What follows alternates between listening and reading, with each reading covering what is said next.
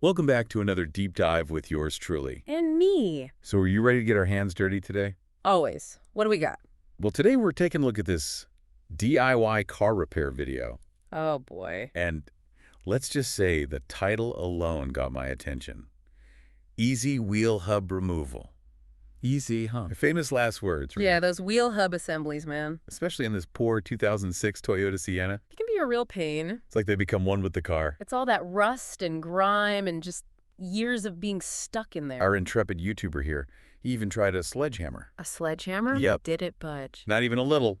Wire brush, too. No dice. Whoa. So he comes up with this, well, unconventional solution. Let me guess. Lots of WD-40. Worse. Oh, there's always something worse, isn't there? You tell me. Maybe you could shed some light on this and help our listeners avoid a DIY catastrophe of their own. I'll certainly try. Lay it on me. So picture this.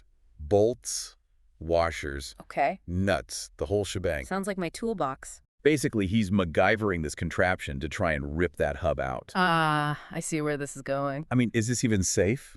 Well, mechanically speaking, he's onto something. Really? Yeah, he's using, well, I think he's trying to use the concept of mechanical advantage. Wait, hold on. Yeah. Back up a second. What's mechanical advantage? Okay, so imagine you're trying to loosen a bolt, right? Mm-hmm. If you use a longer wrench. You get more leverage. Exactly. It's easier to turn. Right. He's doing the same thing here, but instead of a wrench. He's using like a bunch of random bolts and washers. Essentially, yeah. Like extensions to create a longer lever arm. To yank out the hub? Yep.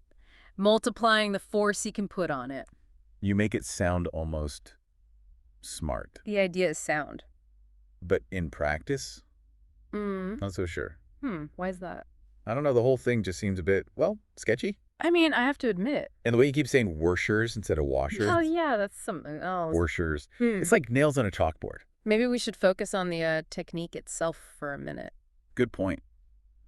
So, theoretically, it could work. Potentially. But there's a lot that can go wrong. Oh, yeah, definitely. Especially if you don't know what you're doing. What kind of things?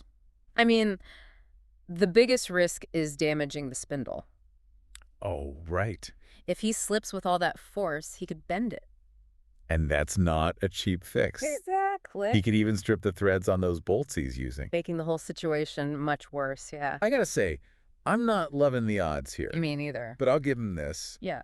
He's got spirit. He certainly seems proud of his Worsher invention. I'll say. And he actually does mention something important Oh. about cleaning the contact surface and using anti-seize. Ah, that's key. So it doesn't get stuck again.